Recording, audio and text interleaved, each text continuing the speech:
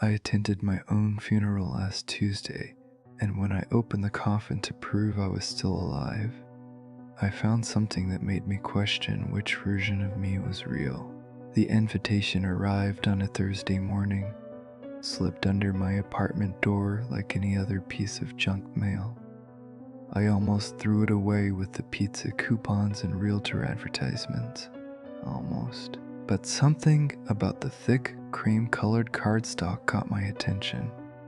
The paper felt expensive between my fingers, textured and heavy in a way that demanded respect. My name was printed across the front in elegant calligraphy.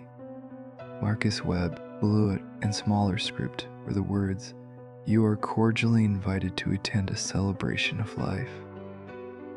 I turned it over and my coffee mug slipped from my other hand, shattering against the kitchen tiles that danced with it Palm Tuesday. The deceased's name, printed in that same beautiful flowing script, was my own. Marcus Webb, born April 15th, 1987. Departed January 3rd, 2026. That was 3 days ago. Today was January 7th. According to this invitation, I had been dead for 4 days. My hands started shaking as I read the location, Whisper Funeral Home, the same place where we'd held my father's service 6 years ago. I knew that building intimately.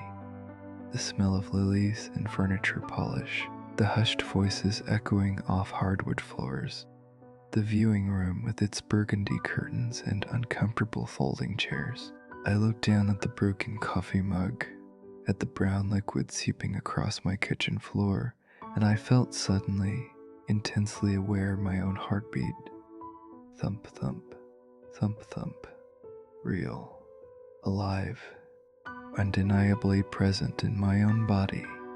This had to be a prank. Maybe someone from work with a sick sense of humor. I'd made a few enemies at the accounting firm. People who resented my promotion to senior analyst. Or maybe it was my ex-girlfriend Sarah finally getting revenge for how badly I'd handled our breakup last year. But the invitation felt too elaborate for a simple prank. The printing was too expensive. The details too specific. I called the funeral home. A woman answered on the third ring, her voice professionally somber. "Westbrook Funeral Home, this is Patricia speaking. How may I help you?" "Hi, yes, I received an invitation to a funeral scheduled for Tuesday, and I think there might be some kind of mistake." "What's the name of the deceased?" "Marcus Webb." There was a pause, the sound of typing. "Yes, we have a service scheduled for Mr. Webb on Tuesday at 2 p.m. Viewing begins at noon. Are you a family member?" My throat went dry. "I am Marcus Webb."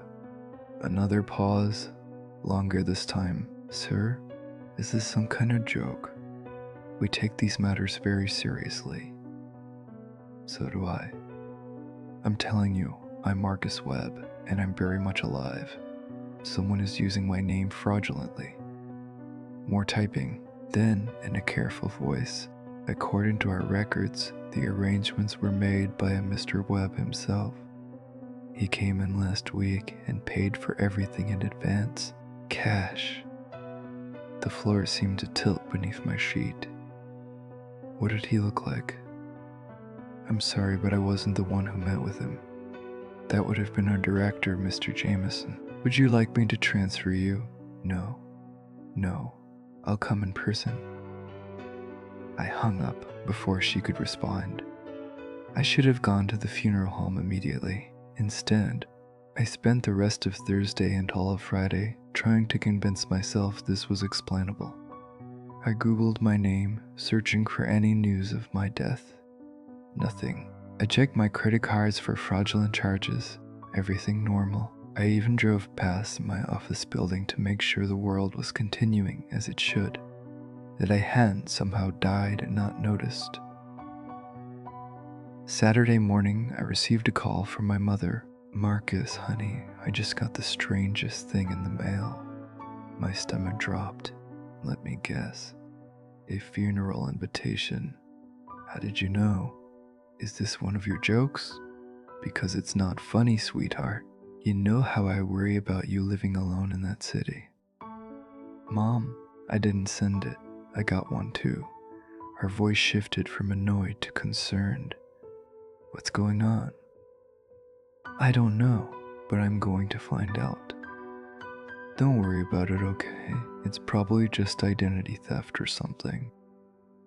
But I didn't believe that, and from the silence on the other end of the line, neither did she. Sunday, I received flowers. A massive arrangement of white lilies and roses delivered to my apartment door. The card read, "With deepest sympathy for your loss." No signature. I threw them in the dumpster outside my building, but their sickly sweet smell lingered in my apartment for hours afterward. Monday night, I barely slept. I kept thinking about what the woman at the funeral home had said. He came in last week and paid for everything in advance. Someone who looked enough like me to convince a funeral director. Someone who knew my birthday, my full name, enough details about my life to make this elaborate setup work. I had a twin brother who died at birth. My mother had told me about him once, during a late night conversation after too much wine. She'd named him Matthew. Sometimes I wondered if she looked at me and saw the ghost of the son she'd lost, but Matthew had been dead for 37 years. This couldn't be connected to him, could it? Tuesday morning arrived cold and gray, the kind of January day that makes you question why humans ever settled in northern climates. I dressed in my only black suit, the one I kept for funerals and important client meetings. The irony wasn't lost on me. The Westbrook Funeral Home sat on a quiet street lined with bare oak trees, their branches reaching toward the sky like skeletal fingers. I'd driven past this building 100 times since my father's funeral, always looking away, never wanting to remember. Now I parked across the street and stared at the elegant facade, at the people in dark clothing climbing the front steps. They were real. This was really happening. I recognized some of them. My Uncle Tom wearing the same suit he'd worn to every family funeral for the past 20 years. My coworker Jennifer, dabbing at her eyes with a tissue. Marcus from the gym. The guy I played pickup basketball with on Thursday nights. They were mourning me, grieving for someone who was sitting 50 feet away, watching them through a car window. I should have felt angry, violated. Instead, I felt a creeping sense of unreality, like I was watching a movie of my own life from outside my body. At 12:15, I forced myself out of the car and crossed the street. The interior of Westbrook Funeral Home was exactly as I remembered. That smell hit me first. Lilies and wood polish and something else. Something chemical and wrong that they tried to hide with air fresheners. The floors were the same polished hardwood, gleaming under soft lighting designed to be comforting. Patricia, the woman I'd spoken to on the phone, sat behind the reception desk. She looked up as I entered, and her professional smile faltered. "Can I help you?" "I'm Marcus Webb." Her face went pale. "Hi, you're the one who called." "I am, and I'd like to see whoever's in that coffin." She started to protest, but I was already walking past her, following the soft sound of crying toward the main viewing room. She called after me, but I didn't stop. The viewing room doors were open. Inside, 30 or 40 people sat in those uncomfortable folding chairs I remembered so well, facing a casket at the front of the room. It was closed, draped with a spray of white roses. My mother sat in the front row, her shoulders shaking with sobs. My Uncle Tom had his arm around her. Sarah was there too, my ex-girlfriend, crying into her hands. I felt like I was moving through water as I walked down the center aisle. People turned to look at me. Someone gasped. Jennifer from work dropped her program, and it hit the floor with a sound like a gunshot in the quiet room. "Marcus?" my mother whispered, her face a mask of confusion and hope and fear. I didn't answer. I couldn't, because I'd reached a casket and I was staring at the brass handle and my own name engraved on a small plaque attached to the wood. Marcus Alexander Webb, beloved son, friend, and colleague gone too soon. My hands trembled as I reached for the lid. "Sir, you can't." Someone grabbed my arm. The funeral director, probably. I shook him off. "I can. It's my funeral, isn't it?" I lifted the lid. The first thing I noticed was that the coffin was lined with deep burgundy silk, the color of dried blood. The second thing I noticed was that there was no body inside. Instead, there was a perfect outline where a body should have been, pressed into the silk like a memory. And in the center of that empty space, placed precisely where the hands would have been folded, was a ring of keys. My keys, my apartment key, my car key, the key to my office, all on the same Superman keychain my father had given me for my 16th birthday. I had used those keys this morning. I was sure of it. I'd locked my apartment door, driven my car here.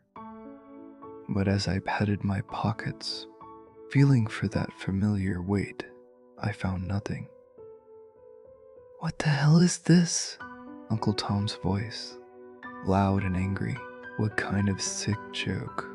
But I wasn't listening, because I'd noticed something else. My hands, resting on the edge of the casket, were dirty. There was dark soil packed under my fingernails, ground into the creases of my palms. I'd showered this morning. I was sure of it. Hadn't I? I tried to remember getting dressed, but the memory felt fuzzy, like trying to recall a dream after waking. Had I really driven here, or had I walked? When was the last time I'd actually eaten something? "Marcus, what's going on?" My mother was standing now, reaching for me. I looked at her, and for a moment I didn't recognize her face. She seemed younger than I remembered, older than I remembered, both at the same time.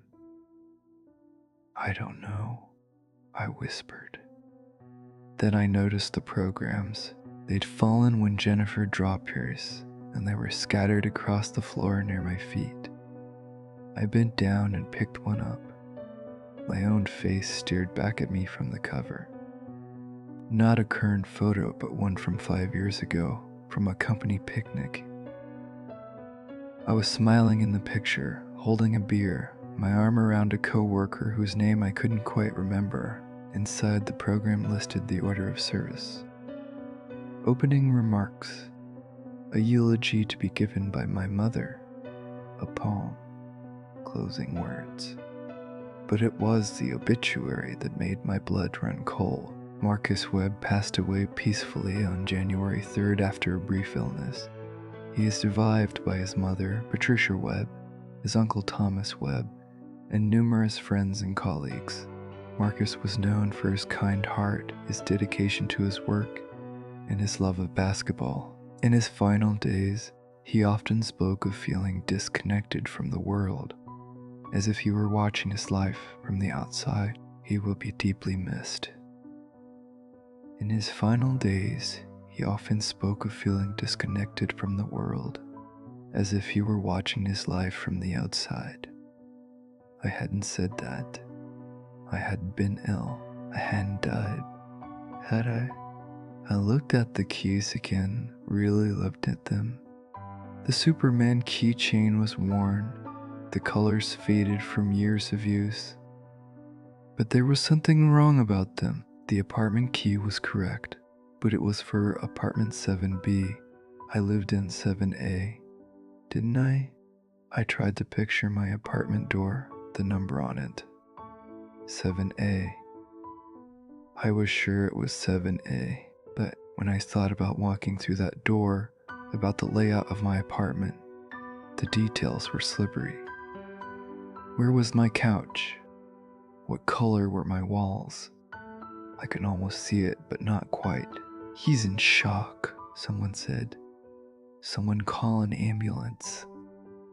I'm not in shock, I said, but my voice sounded wrong, distant. That's when I noticed the mirror. It hung on the wall opposite the casket, probably placed there so mourners could check their appearance before viewing. I walked toward it, my reflection growing larger with each step. The man in the mirror looked like me. Same face, same height, same black suit. But his eyes were different, empty, like he was looking at something very far away. And there was something else, a slight transparency to him, as if he wasn't quite solid, as if the light was passing through him instead of bouncing off. I raised my hand, and so did he. I touched my face, and so did he. But there was a delay, just a fraction of a second, like watching a video with bad lag. Marcus, please, you're scaring me. My mother's voice. I turned away from the mirror and looked at the people gathered in the viewing room. They were all staring at me with expressions of horror and pity and confusion, but they weren't quite looking at me. They were looking slightly past me, as if I were standing a few inches to the left of where I actually stood. That's when the memories started flooding back. The real memories, not the fuzzy ones I'd been trying to hold on to. The hospital. The sterile smell.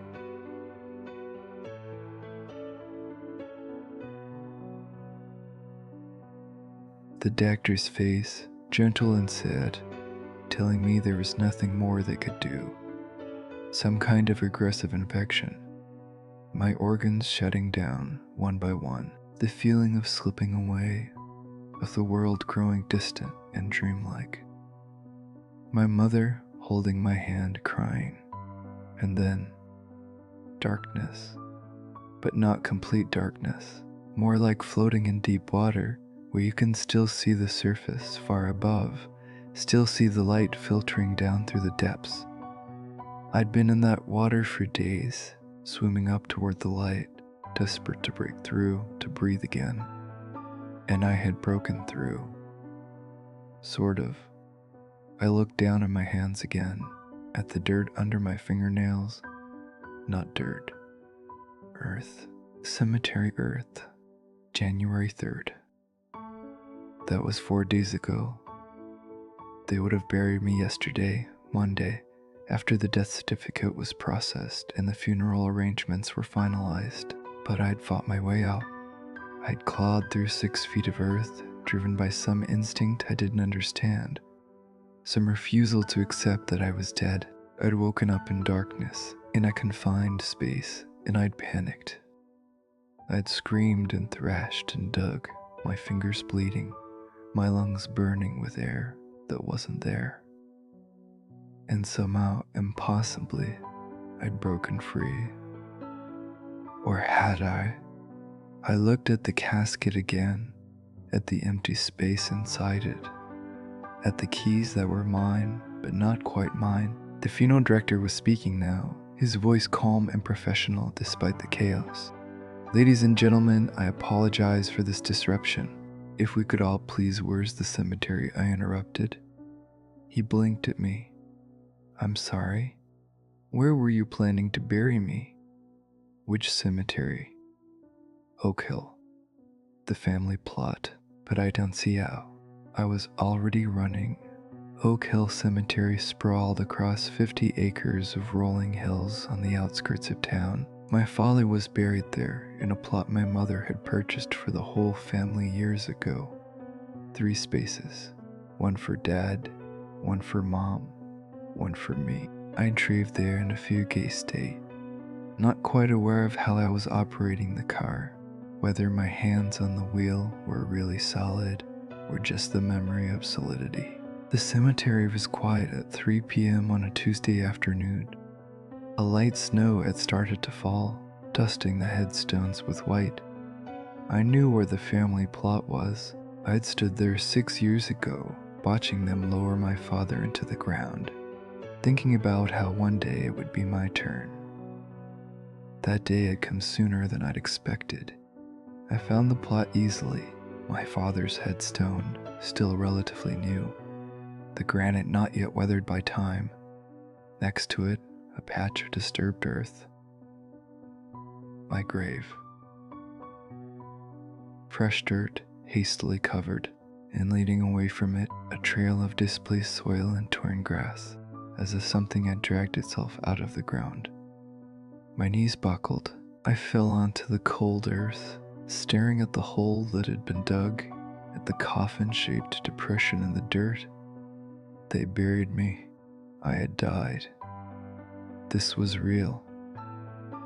But if I was dead, what was I now?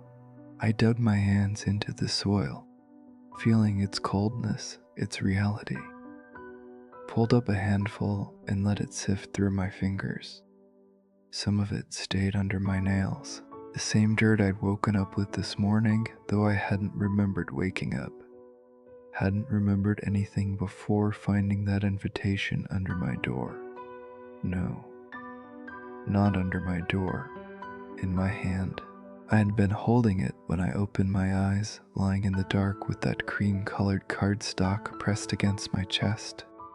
An invitation to my own funeral, a way to pull myself back, to remember who I was, to find my way home. But home to what? I heard footsteps behind me, turned to see my mother standing a few feet away, her coat pulled tight against the cold. She must have followed me from the funeral home. "Mom, I know, baby," she said softly. "I know." "How long have you known?" She knelt beside me in the snow, taking my hand. Hers was warm. Mine was not. "Since they called me to identify your body. You looked so peaceful lying there, but when I touched your face, I knew. I knew you wouldn't stay down. You were always stubborn, even as a little boy." Tears were streaming down her face, freezing on her cheeks. "Your brother Matthew, the one who died when you were born. I never told you the whole story about him. The doctor said he was stillborn, but he wasn't." "Not exactly. He lived for 3 minutes. 3 precious minutes while you were being cleaned and weighed, while everyone was focused on you, the healthy twin." She squeezed my hand tighter. In those 3 minutes, he opened his eyes, just once, and he looked at me with this expression of such profound sadness. Like he knew what had been stolen from him, a whole life gone before it started. "Mom, what does that have to?" "I've always wondered if some part of him lived on in you, if maybe he'd found a way to stay, to share your life, instead of losing his own.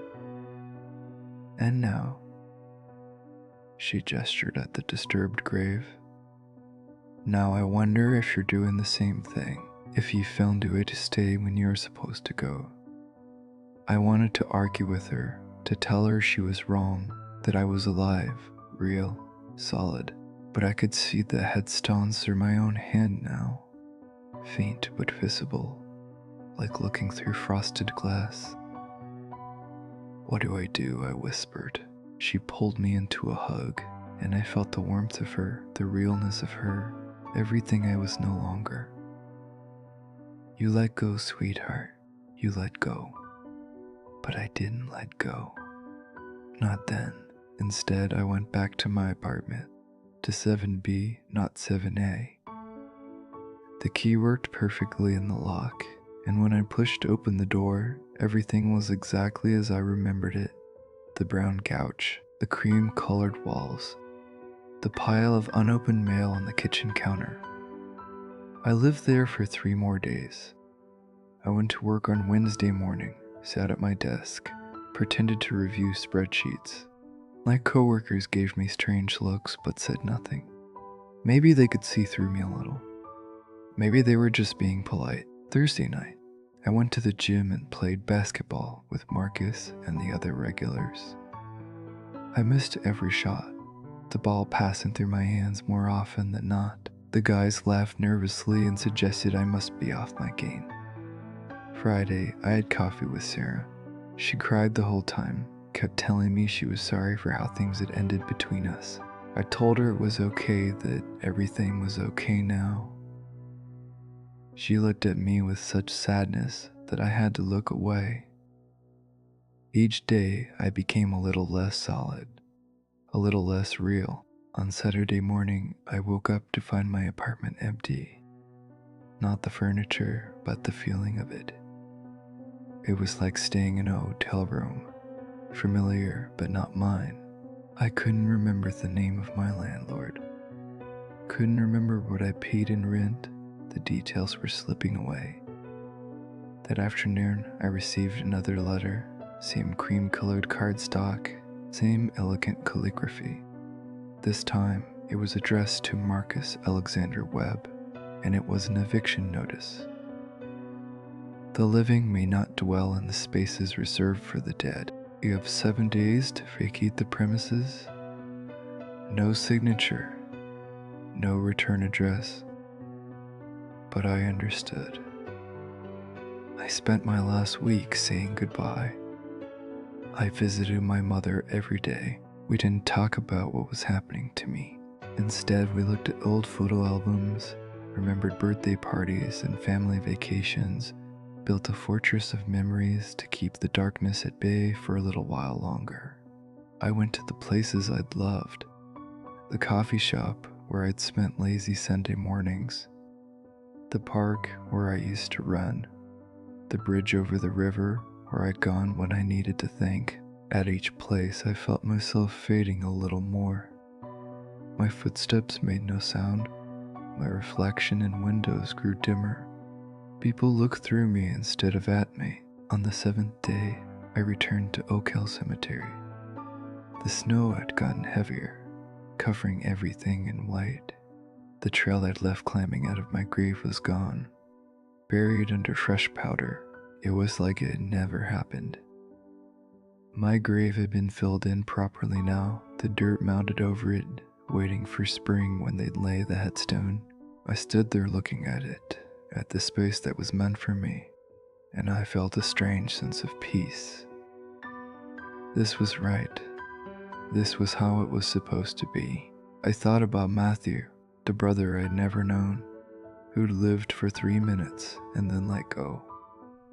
Maybe he'd been braver than me.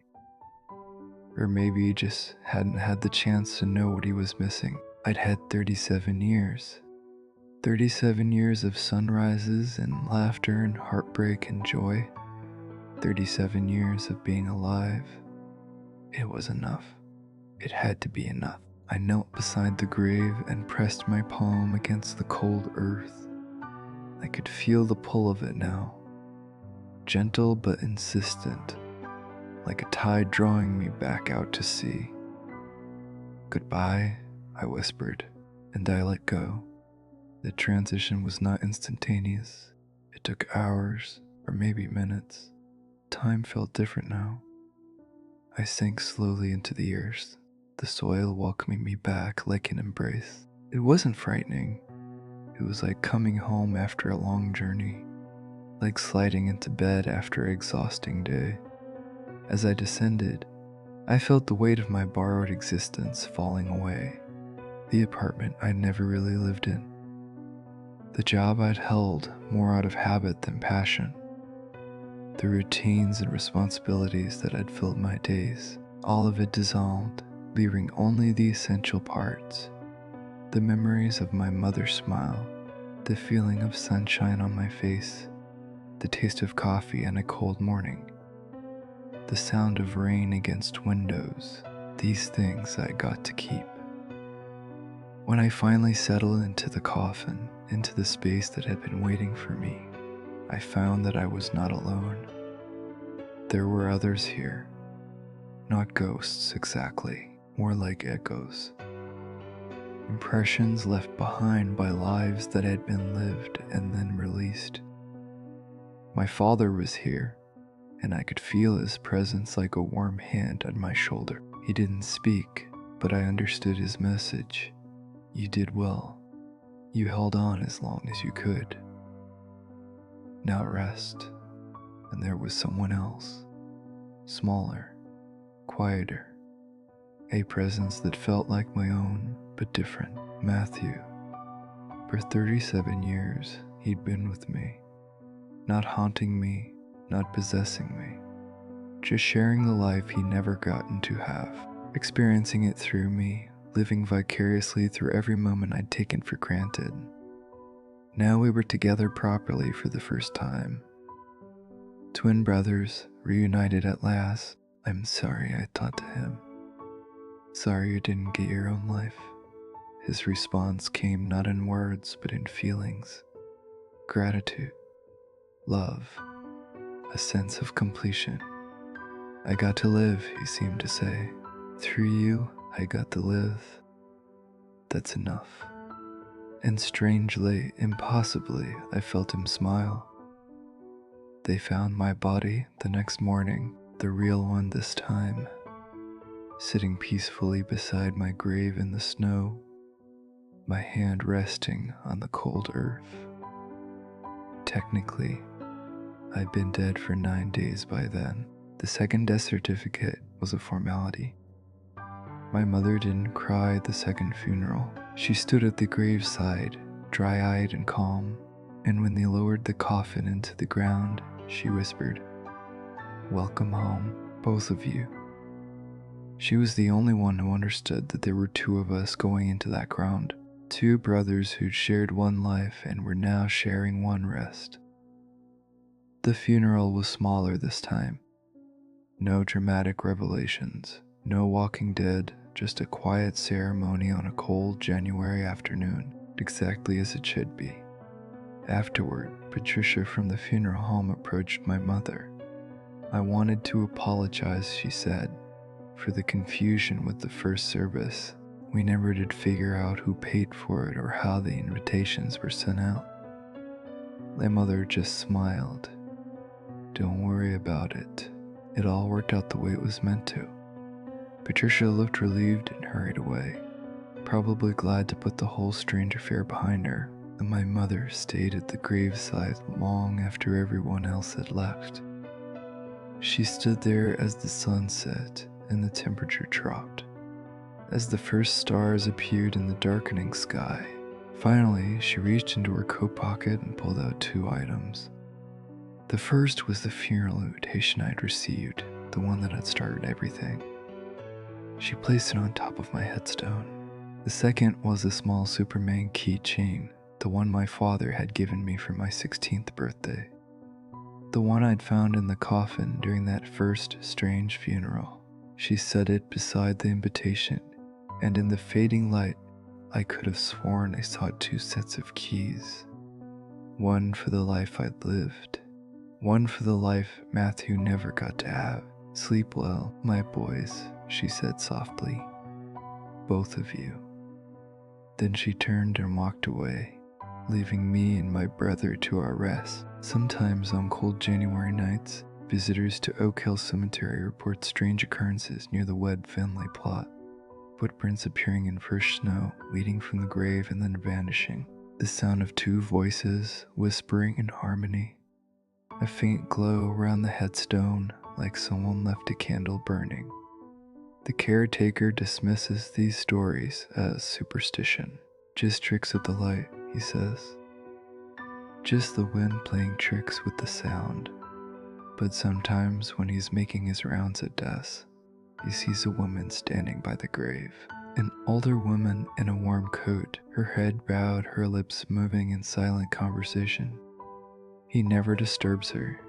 Some conversations he knows are meant to be private, and if he notices that there are always 2 sets of fresh flowers on that grave, one from the living and one from some unknown source, well, he keeps that to himself. Some mysteries are better left unsolved.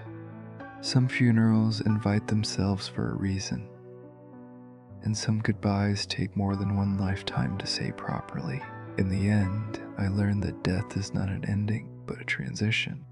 Not a wall, but a door. I'd fought against that door, refusing to walk through it, clinging to the world I knew, even as it slipped through my fingers like water. But when I finally stopped fighting, when I finally let go and allowed myself to fall, I discovered something unexpected.